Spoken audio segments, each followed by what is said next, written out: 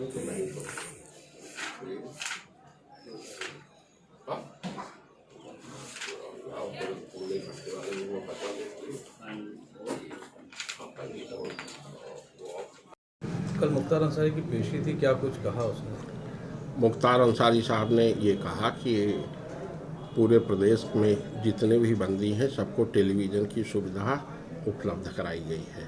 मेरी बैरिक में मेरे आने से पहले आपके जेल प्रशासन ने टेलीविज़न हटवा ली। अतः सीजीएम साहब जो है कोई आदेश ऐसा करें कि जिससे समानता के आधार पर मुझे भी टेलीविज़न की सुविधा प्राप्त हो सके। दूसरी उन्होंने आपकी एक और मांग रखी कि मेडिकल बोर्ड ने सलाह दी है उनके स्वास्थ्य के लिए आवश्यक है कि वह उनकी फिजियोथेरेपी रोज की जाए, लेकिन बांदा जेल प्रशासन इस बात को मानने के लिए तैयार नहीं है। और क्या कुछ? और फिर इसके बाद सीजीएम ने 5 जुलाई की तारीख सुनिश्चित कर दी है सुनवाई के लिए। अभी तक और फरार हैं, उनके बारे में क्या है? फरार कोई नहीं है।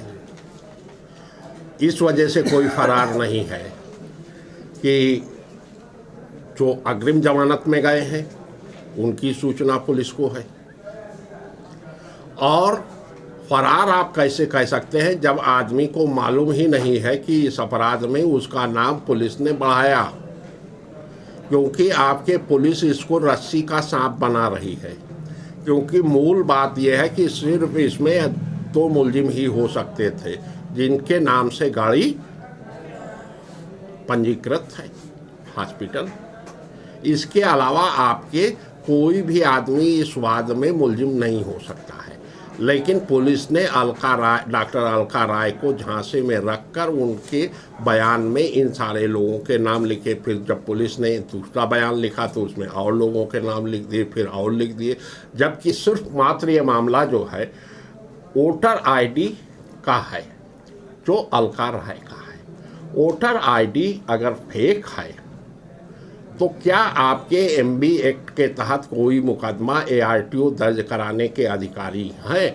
नहीं है। घटना 2013 की है। 2021 में एआरटीओ साहब आपके प्रथम सूचना रिपोर्ट दर्ज कराते हैं। क्या कारण था कि इतने सालों तक एआरटीओ और आपके प्रशासन ये जान ही नहीं पाया?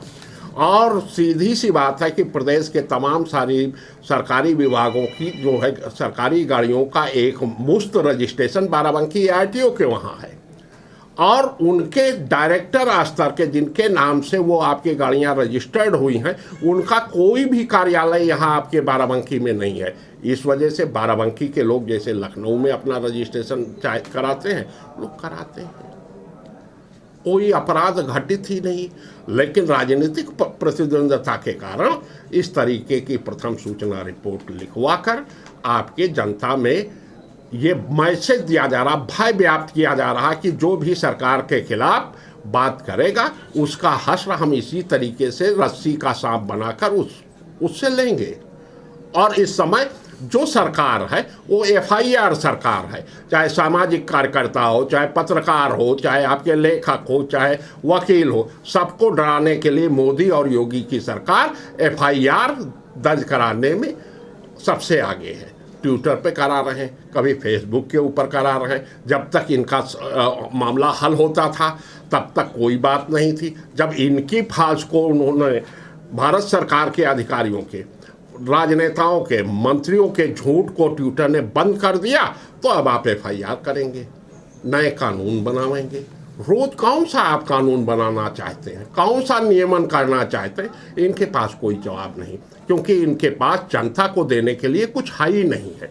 तो इस तरीके के फर्जी कारनामे इनका करना इनका मुख्य काम है।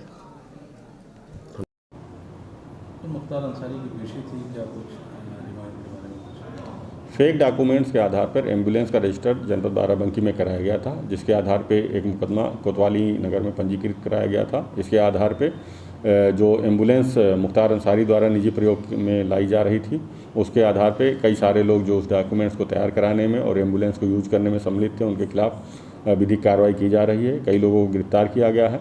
मुख्तार अंसारी की इसी केस में कल जुडिशियल रिमांड थी 29 तारीख को, और उसके बाद 5 जुलाई तक का डेट 14 दिन की जुडिशियल कस्टडी कोर्ट ने ग्रांट की है। आगे विधिक कार्रवाई जारी है। इसके अन्य साथी जो इस केस में वांछित हैं, फरार हैं, उनके खिलाफ विधिक कार्रवाई जारी है।